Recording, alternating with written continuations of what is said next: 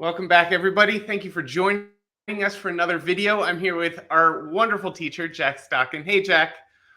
Hi, everyone. So, Jack, a topic, a recent question from one of your students, one of the improvers.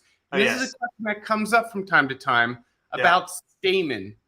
Now, I know this is a larger topic, but you said you had a fun hand that we could look at that might help introduce, improver level players to the idea of Stayman. Well, it's a topic I'm going to be teaching in a couple of weeks' time, Bashir, to the improver class. So I just thought I'd show them how useful this Stayman convention is after a one-no trump opener, say. All right, let's dive right in. Let's get going, So let's have a look at this. And so basically, South opens, is the dealer, they open one-no trump. Okay. 12 to 14. We're playing Atoll today. Yep. Right. So, and again, or a quick question for non-Atoll players. Does Stayman work the same way for Atoll or Standard? If you're playing a different system, Bashir, after a strong no trump, one no trump, Stayman works in the same way, just the point count is different.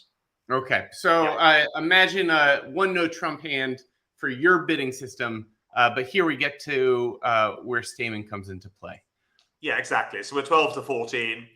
One no trump playing Atoll. North, well, if you're not playing Stayman, you bid 3 no trumps, with 13 plus. But that's a major worry here, isn't it? They might take the first 5 or 6 spade tricks. So it's a very useful convention, Bashir. I'm just going to do it here. I'm going to alert it. 2 clubs. So if you play this convention called Stayman, you need to have it's opposite 1 no trump opener or a 2 no trump opener. You have to have 11 or more points, and you have to have a 4-card major somewhere. So you need 4 cards of either spades or hearts. And what does this Stayman bid do? Does it ask partner something? Does it tell partner something? Very good question. And, this video is aimed really mainly at people who haven't done Stayman before. Because as I say, I'll be teaching it in my improver class shortly. But yes, it's nothing to do with clubs. It's an artificial bid. It says, partner, have you got a 4-card major? Yeah. So that's what it says. Really important. So then it comes back to South. South should not be confused. Wait, is partner telling me something about his club suit? Instead, what do we know sitting South? Now we have to respond to Stayman.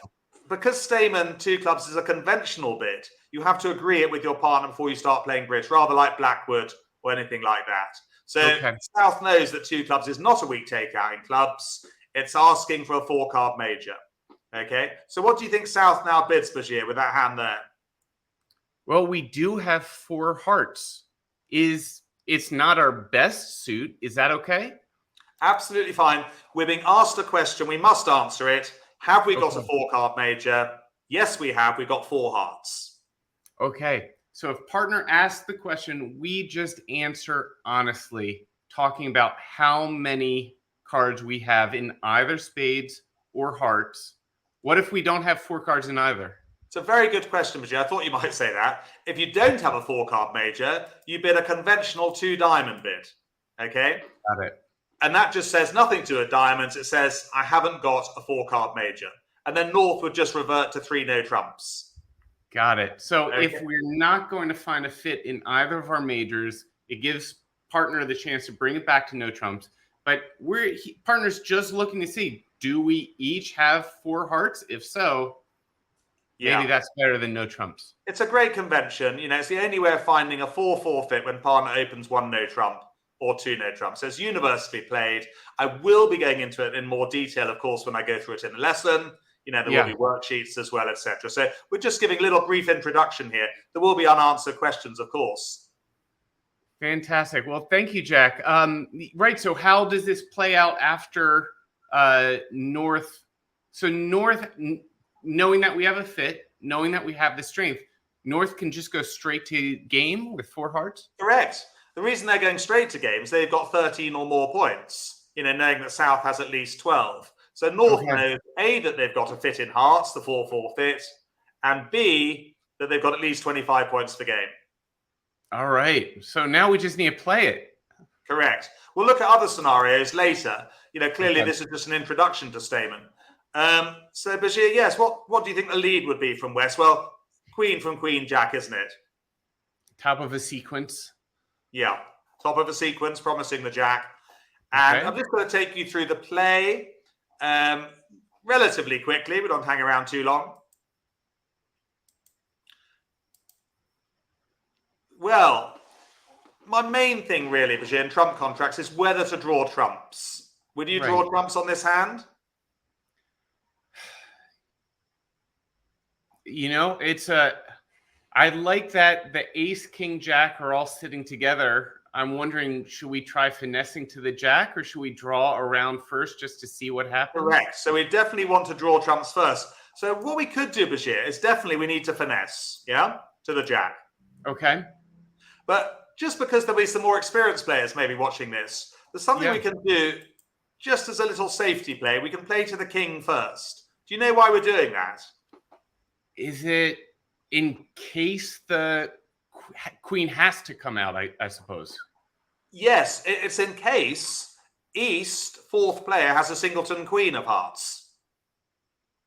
And I'm noticing now we have a relatively safe entry back to south hand. So Correct. We could try it again if we need to. Correct. So that's a little bit, for the more experienced players, that one. But either way, we now come back and finesse the heart. Yeah, cool. Which lots of people would have done first time round. Singleton queen is quite unlikely, but it was worth doing. And even then, it might not work out. If East had a doubleton queen, well, yes. Yeah, we would lose to a doubleton queen, Bashir, but that's just the way it goes. The odds definitely favour a finesse when you've only got 8 cards between the two hands, missing the queen. So look at that. All the trumps are drawn out. Now what do we do? Right. Well, it's a good question. We now tackle our longer suit, which is clubs. And we could start with a 3 of clubs, but I'm going to start with a 10. Just because if the 10 wins, I'm in the right hand. This is interesting, Bashir. Would you, in all honesty, cover with the queen of clubs here? Or would you play the 2? I know you're an honest man. Yeah, I am. I think in the heat of the moment, I might try covering it. Right now, I don't want to, but I'm not sure. You're a little bit unsure by the sound of it, but generally the expression is cover an honor with an honor, which most of the time... in this case, we consider the 10 to be an honor. Yeah. I'm afraid the queen is going to, it's going to be no use to you anyway if you don't cover. So, you never, once in a while, you'll promote a card for your partner, like a 9 or something like that. So it is better to cover there. Okay. Yeah. Now, with the queen gone, we could just force out the king of clubs. Right. Let's say the opposition switched to a diamond. Yeah. Dummies. Yeah. There's no point playing a spade to the void, is there? Rise with the queen. And this is to force out the ace to make our king a winner so that we can cash in on those beautiful clubs we've set up. Correct. And I imagine many players would win with the ace of diamonds here, Bashir, but actually I have to tell you, it's the wrong thing to do. I'll show you why. Yeah. Because East now has no good return. If they return a spade, Declarer gets a ruff and a discard and the losing diamond goes away. Yeah. If they return a diamond, look, Declarer puts in the 10 and wins 2 diamond tricks. Has the king for later. Oh, yeah. East is in trouble. This, again, is for the more experienced Bashir. So, actually, East has become end-played at this situation. So, what an experienced or an expert East would do is duck it. Keeping the stopper in diamonds. Correct. Which East won't be able to take advantage of yet, but looking ahead. Correct. So an expert East would actually duck that diamond, but that is a play that, don't try this at home. Yeah. I would only do it if you knew exactly what you were doing here. Looking, knowing that you'd be end played if you won the ace of diamonds straight away. So what happens now is Declarer plays out their winning clubs. To the 9. Now they play a diamond to the king. But look, East is no longer end played. they can now take their winning Jack of Diamonds. Look. Oh, goodness. Look at that. Yeah. So it's quite a fun hand. It's actually got a lot more to it than you would think this hand. And what a difference that makes. Well, Jack, as you often do in your lessons, you put in something both for the more beginner improvers of us learners, as well as the more experienced. That is very cool, seeing the choice East has to make later on. Yes, there were quite a few. And if it's going over your head, that ducking the ace of diamonds, just let it waft over, Brigitte, like the warm breeze. Oh, I'm very familiar with that warm breeze, Jack. You are. Yeah, so many of my students as well online. It was an expert play, ducking that diamond, foreseeing that you'd be end played if you took it first time round. So, but a fun hand. But really coming back to the main point, Bashir, was just to show Stayman in action there to find the 4-4 heart fit. And of course, the topic is much more complex. This is just an introduction to Stayman for those of you just learning about it. In Jack's class, he goes into great depth, and specifically with a lesson coming up. So if you'd like to keep learning with Jack, we'd like to invite you. All are welcome. Jack teaches intermediate, improver, and beginner lessons each week. So come on by. That's right, but I keep busy with 3 lessons each week, and of course, one subscription now covers you for all 3 classes, so you can come to as many as you like. We're lucky to have you.